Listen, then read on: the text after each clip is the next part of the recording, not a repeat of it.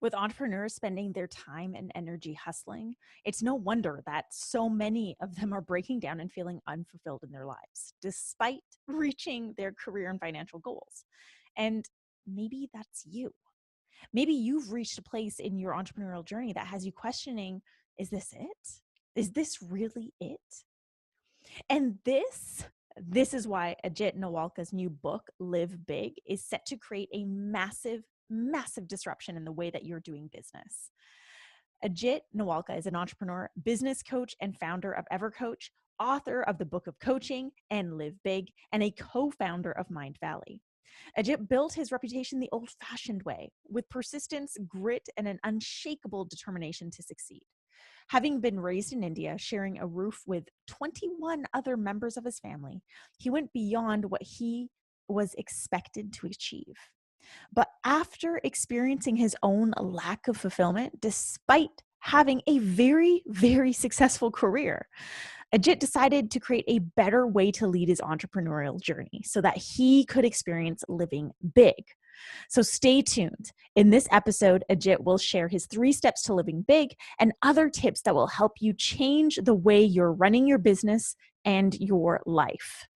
And if you're new to the LovePunch podcast, I want you to pause right here, hit subscribe, drop a rating and review, and then continue going on.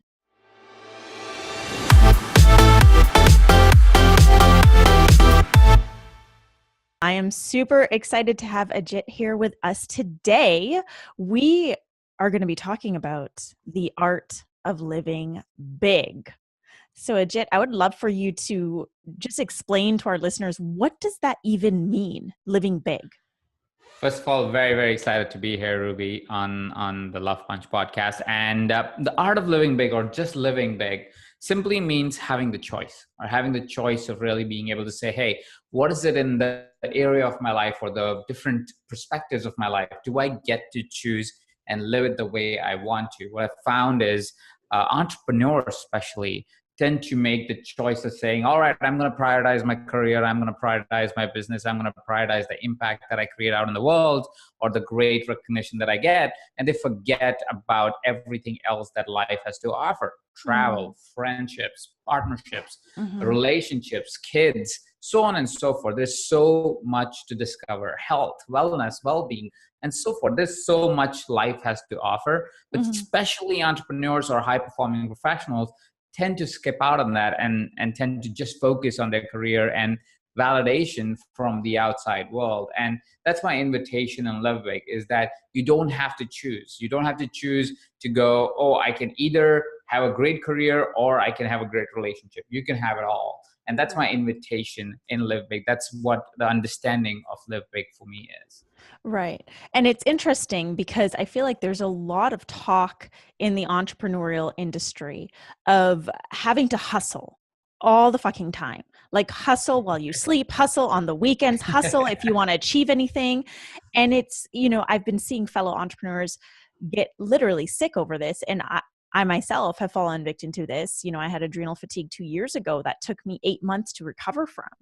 And so this this way of living big, what you're really saying is we don't have to hustle? No, we don't. And I understand the dialogue of hustle. And there is a stage of business where you might have to hustle. For example, and I just want to draw that as context, mostly because I think what we do is we forget on how we started the business. That's not where you are in business 2 years, 3 years into the business, and the business is alive dead, right? So when you start the business, you have to hustle. But that's mostly because you're trying to make ends meet. You're trying to figure out what works and what doesn't even work. You might have a job while you're building a business. So yes, then you have to hustle, mostly because you're building something from scratch. And so it takes more effort, more dedication, more time. But once it's built, and usually at the 2-year, 3-year mark into business, if this business will survive or it will not survive.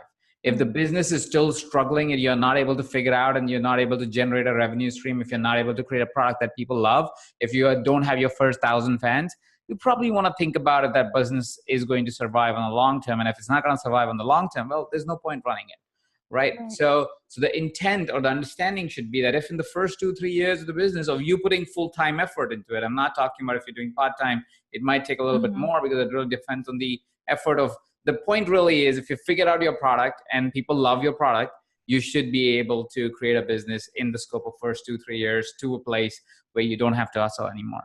But the first 2 years is a hustle, yes. And that's mostly because you're building a new product or trying to get your first few fans and the first few clients and getting feedback and tweaking your product.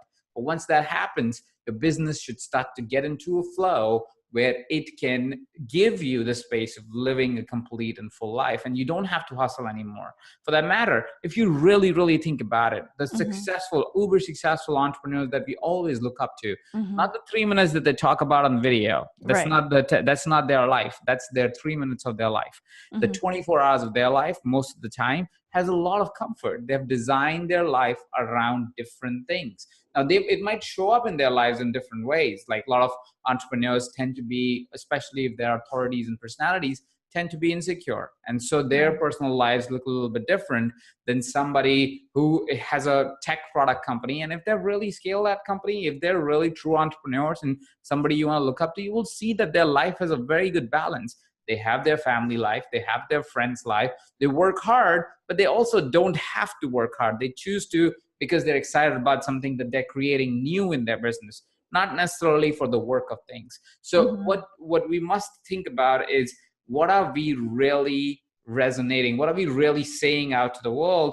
Because entrepreneurs tend to think that the only way to make your business successful is to work extra hard. Most successful entrepreneurs actually work less, not Right. more. If you have to work more, it's not a business, it's your representation out there in the world. It's you. You're a solopreneur then it's not a business. But if you're building businesses, it is a separate entity altogether. It has its own life, and you actually should be working less, not working more. Mm, that's really interesting because, I'm definitely not someone who has never experienced this before, falling Mm-hmm. into the habit. I think it's a habit of hustling too. We can fall into this habit of like feeling like we need to work, we need to constantly be doing something, otherwise, we're not achieving anything. And Mm-hmm. it's almost like this self shaming cycle that we put ourselves through. um and at what point do we make that shift? Like, I know you said that there's the first 2 years we hustle, we build the foundation basically, but how do we get out of that hustle mode if we've really cultivated a habit around it? So there's two parts to it. Firstly, it's a choice that you make. So if it's a Mhm. habit, it's a choice that you've made and you're happy with that choice, you're happy with that choice. And I have no complaints towards that. There's still other ways to be able to live big and create more systems and optimize yourself and to be able to really go, what is your effort going into? So even if it's your habit, you want to ask, what the heck are you doing? Mhm. Right? Because a lot of times your habit is the most meaningless part of your business.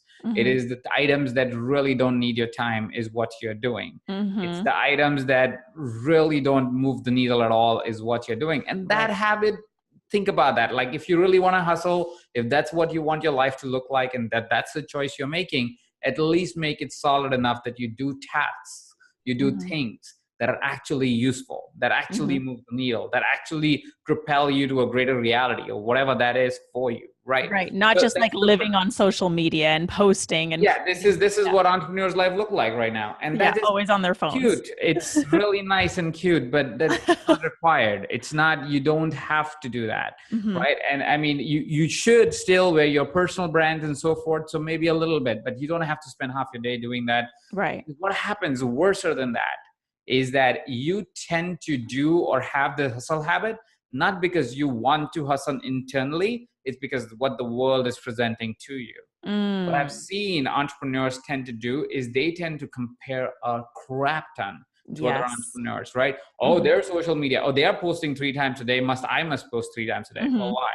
Right? Because they are doing it and they are doing it because somebody else is doing it or some philosophy, some Right. study, some undirected message without enough thought just because they want to be busy, because they Mhm. don't want to deal with the other emotions of life that life has to offer.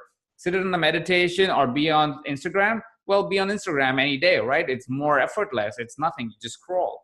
right? So Mm-hmm. it's easier. So we make the easier path, but does that give you the life that you always want? Or does that create unnecessary stress, emotional tension, a strain on your personal life? So the being of live big came from me being in a place of being extremely busy. That was Mm-hmm. the first reality. And at that point, it wasn't called live big. It was more a journey for myself. Is Right.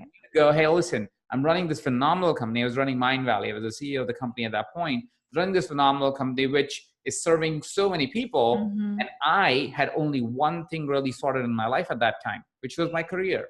I was Right. working 12, 14 hours a day. I was really building this great company. I was super excited and pumped about it.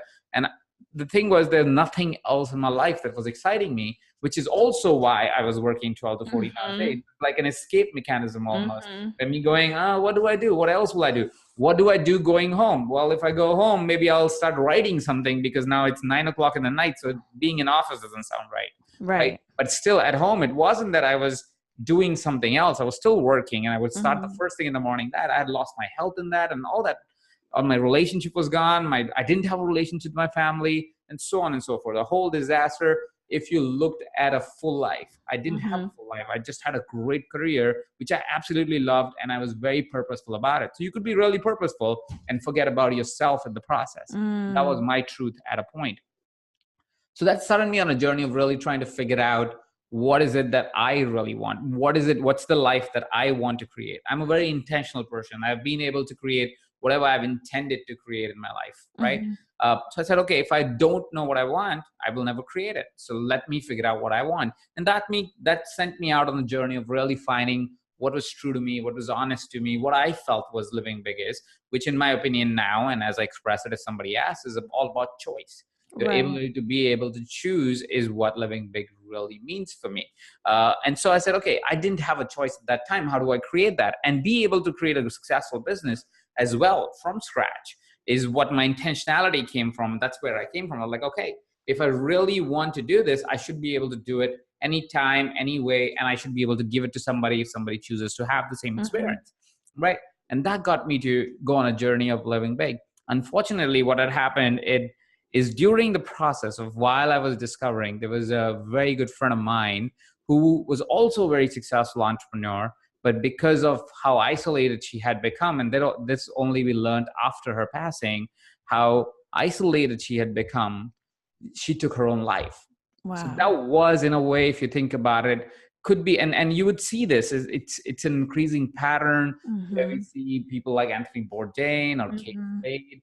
Now the recent erratic comments from Elon Musk, Mm-hmm. these are not happy signs for entrepreneurs. These are not signs which get you excited to say, hey, yes, I want to be an entrepreneur. It doesn't. And entrepreneurship was never about being stressful or being stressed and being depressed Yeah. or It was being about alone. freedom. It was about It, creating a different way and a different path for ourselves. Yeah. Exactly. It was about finding more joy, more purpose, Mm-hmm. more passion, living more fully. When did it become about the stresses that the world comes in and Mm-hmm. brings onto you? When did it become about psychological, emotional, physical strains on our body? Yes, that has to happen a little bit, but in more like a challenging, fun way, not in a way where it kills us in a way, right? Mm-hmm. So that happened, and that threw me also further into the journey of saying there has to be a better way. It cannot be the truth of our lives that if we want to create something beautiful, we must sacrifice our souls for it. I Mm-hmm. just didn't think that could be the case, and that sent me on this journey of really finding ways of first figuring out what are some of the things, what are some key principles that people have used to optimize themselves, optimize their lives, question their lives. Then go ahead and I tested that in my companies and my different organizations that I partnered with or worked with or coached or consulted on, and really tried to figure out what are some key principles that somebody can think about and will probably transform the way they think about how they think about their business and their life. And Mm-hmm. as they do that, they will be able to create the life they want to give. They Mm-hmm. want to create for themselves, and that's really what what the book is all about. The book is all about an invitation, a perspective shift, an insight that will allow you to ask a very different question than what you're asking, really evaluate and have a different answer because of the experiences that I share, the stories that I share, the dialogue that I bring in from other people who you may already look up to. You just don't know their philosophies as of now, to how do they live a big life while creating phenomenal companies and really great adventures. Yeah. And, I love that you bring choice into this because it really is all choice, right? Everything that we're doing as entrepreneurs is based on our own choices, whether it's like, oh, I'm going to do what someone else is doing because they're doing it and it works. Well, that's you choosing to do that. That's you choosing to work your ass off and hustle and neglect other areas of your life. Um, it's it's really interesting to me that the majority of entrepreneurs that I've come into contact with or have been in my circles have either gone through something like this or have, gotten out of something like this. It just seems to be like this thing that we fall into. Why do you think it's so prevalent nowadays, like in the entrepreneurial space? Why is it so prevalent to like have this belief that we have to work our asses off to get shit done, and in order to do that we need to create quote unquote sacrifices? I need to sacrifice my relationships, I need to sacrifice my friendships, I need to sacrifice, oh, I'm not going to go out with my friends tonight because I really need to write this thing. Why Mhm. do you think that this is like rampant in the entrepreneurial space? Well, there are multiple reasons for it. One is the society or the dialogue that the world shares with us, right? You look at the Gary Vees of the world and you go, Mm, oh, he's working 18-hour days, only to realize that if you actually meet the guy, he's just an energetic dude. He doesn't work 18-hour days. It's nobody does. It will be stupid if he works 18-hour days. Nobody has to do that. He has a 1,000-person company running the unit for him. He's not the guy who's running all the shows. He's the CEO of the company, which mostly involves him sitting around making decisions than actually doing the work. Very mm, different comparison. Him actually going out, meeting people. That has nothing to do with him sitting across a computer and looking at other people's social media profile. That's not what he is. right. I mean, I don't know the guy. I don't know what he's doing. But at the same point of time, what I'm trying to say is that most of us look at other people and go, okay, that's what they're doing. So I Mm, must do that because that must be the secret to mhm. success. Firstly, we only see their outside and think their inside looks exactly how we expect it to look like. We Right. all know how success looks like, but none of us actually know how success feels like, right? Because and when you don't know what success should feel like to you, what you do is you start chasing what success looks like, right? Mhm, And when success looks like is somebody else's destination, never your own destination. mhm, Most of the time, how do you define success? You go, oh, when I have that house, that car, that building, that office, that people. Why do you have that as goals? Well, that feels good or that sounds good. Even mhm. worse, or either of those answers are really terrible because that's not the way to pick your goal. Right. Your goal should be something that you really truly feel aligned to. You feel it's meeting a purpose of your life, of your soul, of your determinant of success, not because somebody else did so. So first is the societal definition of success that pushes us into a corner and tries to get us to live up to a certain expectation that we never Mhm. actually had of ourselves. Somebody else has of ourselves, and we just keep chasing it. And Right. because we keep chasing it, it becomes like the thing that we got to do. And so now, well, how do you do that? You go hustle, right? And that Mhm, becomes the first reason why we tend to hustle. mhm, Second reason tends to become for this hustle is because we don't actually create as much as we create in our businesses, right? And by create, I mean create in life other than our mhm, businesses. How many of us actually have schedules of playtime? mhm, Right? How many of us actually say, hey, you know what? I'm going to work 4 hours a day and the rest of my time is dedicated to my life. And in my life, these are the other things I'm dedicating it to. Here mhm. is what this is a real experiment I did on my own life, Yeah. right? Initially, when I said, all right, I'm going to work because I wanted to try out different formats of living big, right? And one of the key formats of living big is choice. And Mhm, choice means that I must be able to choose how much I want to work or how much time I want to spend in my office. So I said, all right, I only want to spend 16 hours a week actually doing something, which mhm, means I will do 4 days a week for 4 hours a day. And that's it. That's as much time I actually want to do work, mhm, right? So I said, all right, that's what I'm going to do, right? So I go, it's going to be Monday, Tuesday, Monday, Tuesday, Thursday, and Friday. These are the 4 days I want to do. Wednesday is my off day. Saturday, Sunday is my off days, right? This is how I started the practice. And I started the practice, but guess what? I would go home and I start working again. mm. Why? Because there was nothing scheduled after that 4 hours, Right. right? So what would happen? I do my 4 hours, I go home, and now the laptop is still in front of me, and now I'm doing it on my laptop because Mhm, nothing else is scheduled, right? But if you really want to have a big life, if you really want to live the way you want to live, you got to be like how intentional you are about scheduling work hours in your day. Why not be intentional about, this is my workout time, this is my friendship time, this is my writing time, this is my reading time, this is my this time, that time, whatever that is, that it feels right for you, that is in alignment with you, you go out and do that. And you Mm-hmm. schedule it though. You just don't let it be. You just go, oh, okay, I will work 4 hours and that's what my format is. No, you have to schedule the other things as well, right? Yeah. Like how you will schedule your work, you schedule your playtime. Now I still work only 4 hours a day and 4 days a week, but now I have scheduled other activities, which allows me to be able to create a lot more. And which is why I'm more effective at my work, is because when I show up, I know I got 4 hours and I got to execute a lot in those Mm-hmm. 4 hours. And I still meet all my timelines and deadlines, and my business still grows. But at the same point of time, I have way more time to do things that I want to do other than actually just sitting across the computer and writing.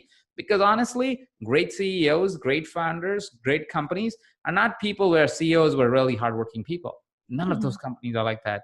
They were smart people. They studied, they met the right people, they got the right mentors, they hang out in the right groups. That's how great companies are built. Not because you could outwork anybody else. This is not a job. This is a Mm. business. It is not about the number of hours you put into your work. It's about what you put into those hours is what really makes you a Mm. successful entrepreneur and successful CEO. Nothing to do with the hours you put into your work. No way. Yeah. I feel like sometimes people wear the amount of hours like a badge of honor. Like, oh, I work, like 70 hours a week. It's like, cool. That's not what I desire at all. And, and the idea of success too is interesting because this is something that I've toyed around in my own life is what do I define as success? What's important for me? And for me, the distinction is very much not just money. Like it's my lifestyle. It's the fulfillment I experience in my day-to-day life, whether it's in my career, in my personal life, in my relationships, in my extracurricular activities, but all of that put together. And I think a lot of people don't take into consideration or don't take the time to even think about like, what does success really look like for me?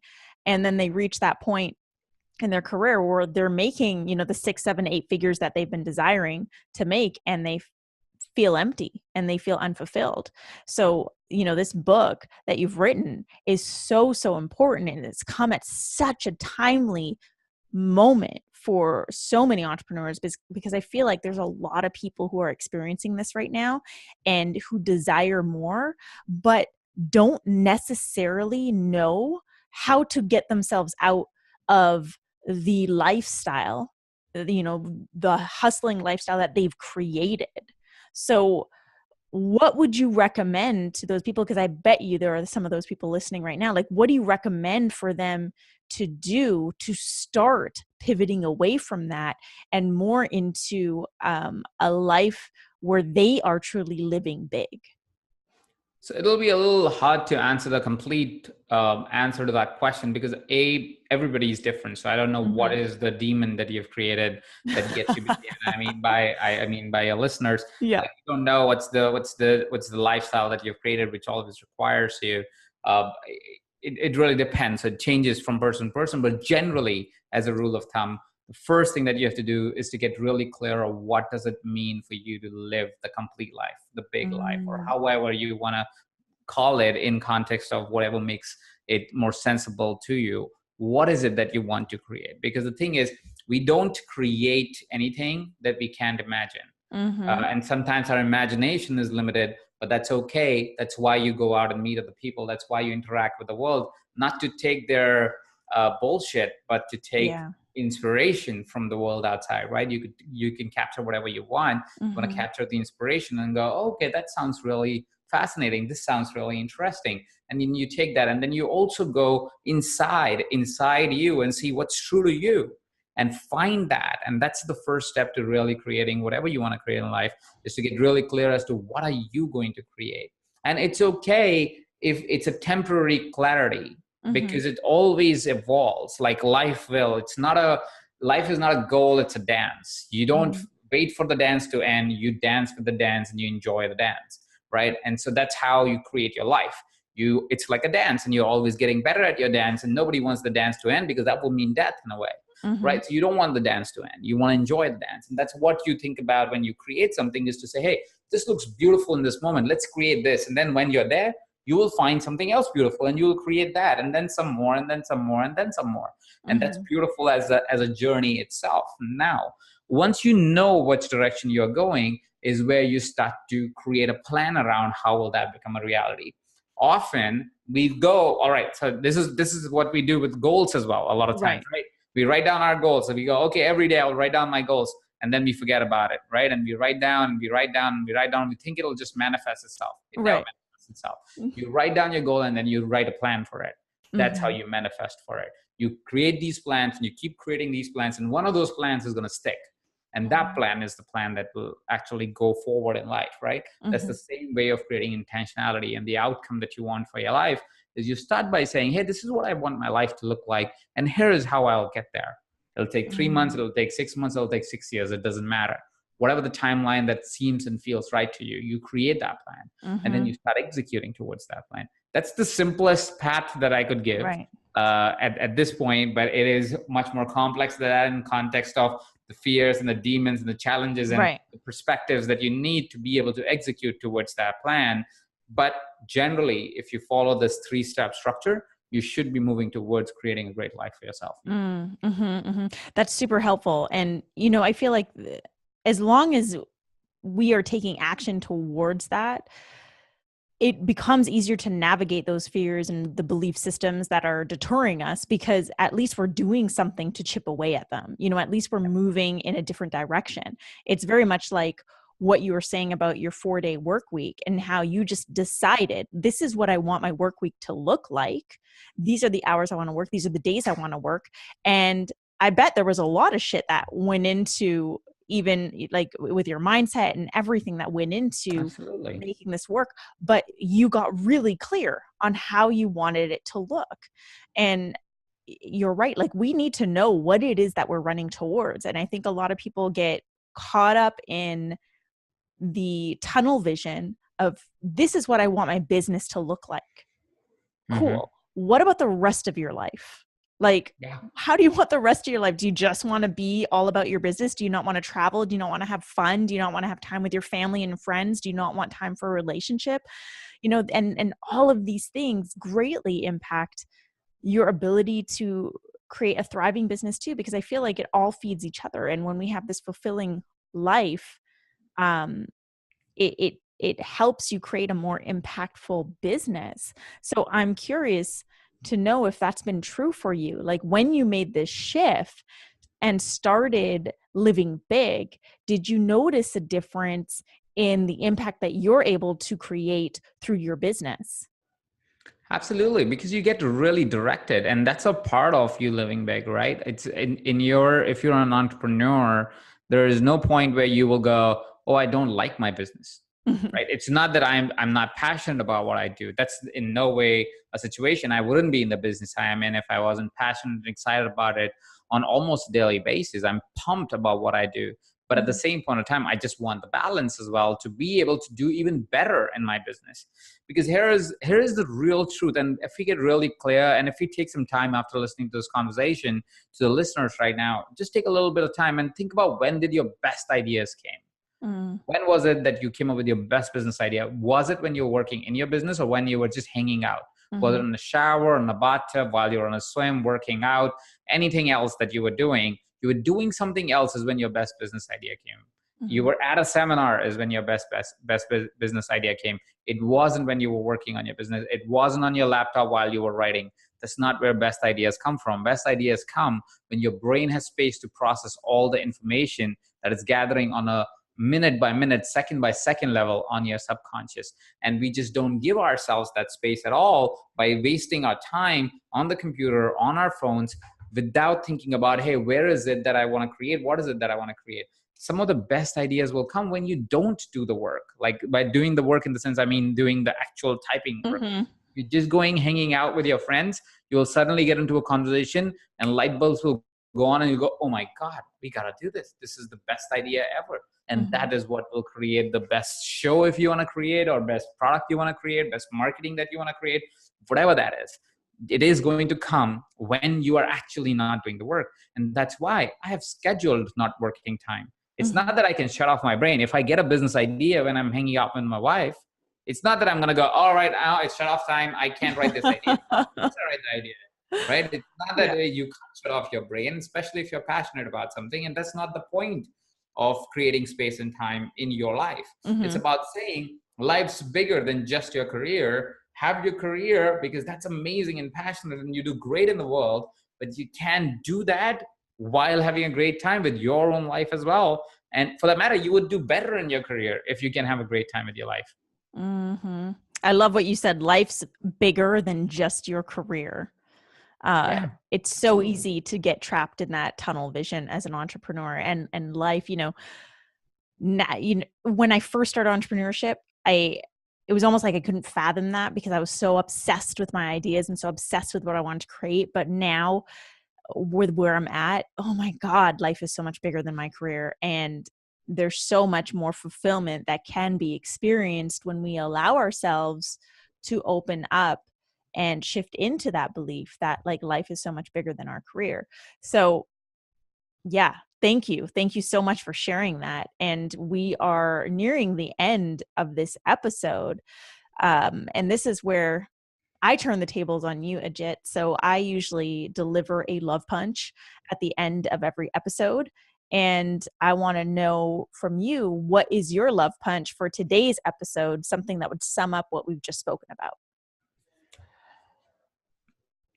It's sort of saying something that is just in the summary of the episode. I want to share a little segue and then share the love punch per se. Yes. Um, so one of the key shifts that happened in my life that allowed me to go to the journey of live big and create Evercoach as a brand and my other companies, which all are in service of human beings and moving humanity forward. One of the key things that happened that for me, which shifted that gear, was me actually diving in and really figuring what is really true to me in context of my values. Mm-hmm. What is it and how is it that I want to feel and do every day, irrespective of the kind of work that I do, irrespective of the kind of life I live or where I am or what am I doing. These are the two words that are the most important to me. And those words are serve and love. So I want to serve and love every day in my life. And Mm-hmm. that's really the place that I like to operate from. And that got me to ask all the questions that led me to creating Live Big and led me to create help other people live big, is because I now ask the question saying, hey, can I be in service if I do this? Can I express love when I do this? And by love, it doesn't only mean a relationship, romantic love. It means love for friendships, love for people, just other human beings, and to nature, to earth, to everything, right? And that's operating from that place has changed my life completely because it makes me come from a very different place. I show up very differently. I act very differently. I think of products very differently. I think of my life very differently. And so my message at the end of this conversation, especially for your audience, will be to serve and love every day. I love that. That's super powerful and such a beautiful reminder. Thank you so much. Um, Ajit, I would love for you to tell our listeners how they can stalk you online. Well, the best way would be to go livebigthebook.com, Perfect. livebigthebook.com, LIVEBIGTHEBOOK, livebigthebook.com. And it will take you to a website which has all my social media channels, email address if you want to reach out to me personally, ways to get your hands on the book, and so on and so forth. Awesome. And I will include that in the show notes so you guys can get your hands on this book. Ajit, thank you so much for sharing about your book and your knowledge and what you've been through and experienced and this very important pivot that you've created in your life. It's such an inspiration. As a fellow Okay. entrepreneur, I really, really deeply admire this and really look forward to reading the book. Um, Thank you. Thank you very but much. I also really look forward to seeing entrepreneurship uh, shift into a different space, back into the space of, why it was there in the first place, to bring us more freedom, to bring ourselves more freedom, to bring ourselves more joy. and space to like just be. So thank you so much. Your work is of great importance. To our listeners, I want to say thank you for joining us for today's episode of Love Punch, where I'm challenging thought leaders, influencers, and entrepreneurs like you to make a lasting impact.